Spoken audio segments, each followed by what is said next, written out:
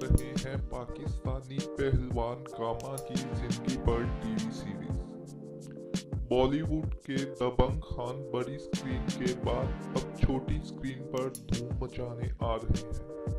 सलमान खान पाकिस्तानी पहलवान गामा की जिंदगी पर टीवी सीरीज का आगाज कर रहे हैं, जिसमें सुहेल खान मरकजी किरदार में जलवागर हैं।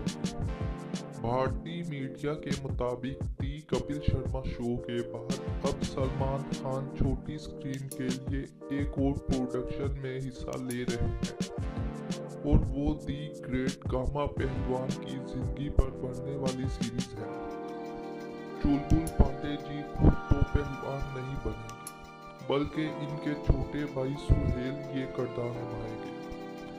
टीवी सीरीज के अक्स बंदी भारतीय पंजाब के अलावा लंदन में भी हो, जिसमें गुलाम मोहम्मद बख्श यानी गामा नामी ग्रामी पहलवान की जिंदगी को दिखाया जाएगा।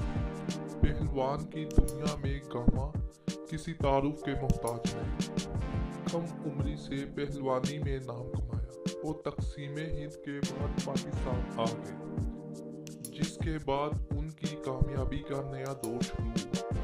गामा पहलवान का इंतकाल लाहौर में और उनकी जिंदगी के नशीबो फराज को अब छोटी स्क्रीन पर बयान किया जाएगा।